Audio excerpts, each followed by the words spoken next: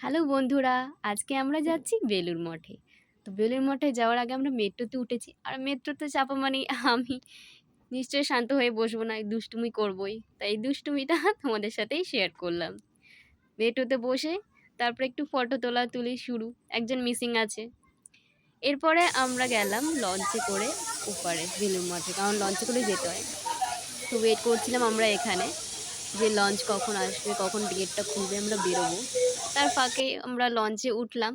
ওঠার পর আমরা কিছু ছবি তুললাম। এখানেও একটা মহারানী নেই, উনি নিজে ভিডিওতে মগ্ন।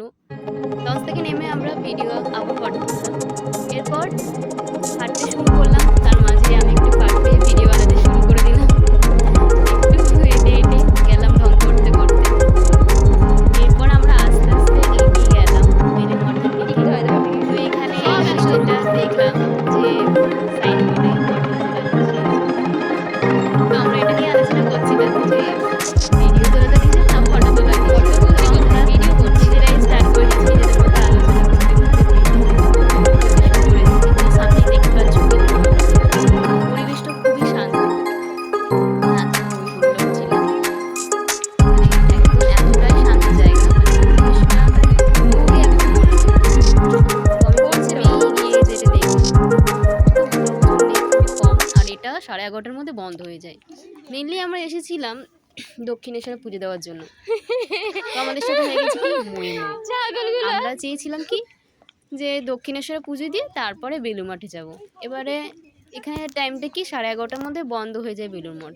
তো আমরা ঠিক করলাম যে হয়তো দক্ষিণেশ্বর তো খোলা থাকবে, তো যাই আগে বেলুড় মঠটা দেখে আসি। তো বেলুড় মঠটা দেখলাম। বেলুড় মঠে দেখার পর ওমা, এসে দেখি 11:30টার মধ্যে ওখানেও দক্ষিণেশ্বর বন্ধ করে দিয়েছে। আর বেলুড় মঠও 11:30টার মধ্যে বন্ধ করে দেয়। তার ফাঁকেই আমরা একটু ছবি তুলি শুরু করেছি। তো আমি প্রথমেই এসে এখানে খেয়াল করলাম যে ফুলের এত সুন্দর চারাগুলো, তো নজর ওই দিকেই গেল, বেলুড় মঠের দিকে গেল না যে আমাকে বেলুড় মঠের সাথে ছবি তুলতে হবে। না, আমি আগে ফুলগুলোর সঙ্গে ভিডিও শ্যুট করি, তারপরে টাইম পেলে বেলুড় মঠের সঙ্গে ভিডিও শ্যুট করবো।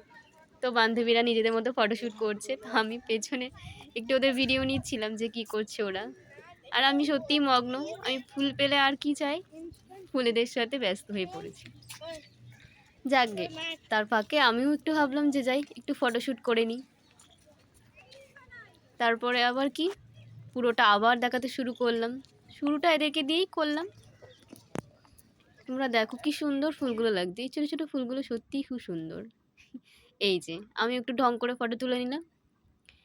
অনেক ফটো তোলা হয়েছে। এবারে চলো তোমাদেরকে একটুখানি ঘুরিয়েও দিই। এই যে এখান থেকে শুরু করি পুরোটা। এখানে বান্ধবীরা ফটোশ্যুট করতে ব্যস্ত, একটু ঢঙ্গনিতে ঢং করছে। এই যে মহারানী ছাতা নিয়ে দাঁড়িয়ে আছেন, আর আমি শ্যুট করেই যাচ্ছি। আর আমার চোখ ফুলেদের থেকে সরে না। তবু আমি একটু এগিয়ে গেলাম একটু আশেপাশটা দেখানোর জন্য। একটু কথা বলছিলাম, কথা বলতে বলতেই ভাবলাম যে না, যাই একটু আশপাশটা ঘুরে নিই। সত্যি খুব সুন্দর জায়গা, আমার এখানে গিয়ে খুব ভালো লেগেছে। এই যে এই লাইনটা দেখছো, এটা হচ্ছে প্রসাদের লাইন। এখানে সবাই দাঁড়িয়ে আছে প্রসাদ গ্রহণের জন্য।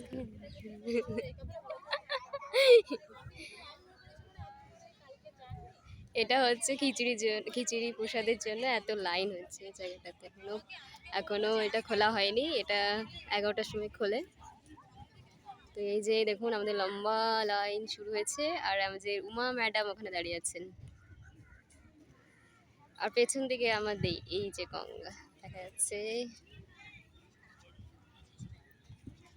তারপর আমরা সবাই খিচুড়ি প্রসাদ গ্রহণ করলাম। এরপর আমরা আবারও লজে করে ফিরে এলাম দক্ষিণেশ্বরে।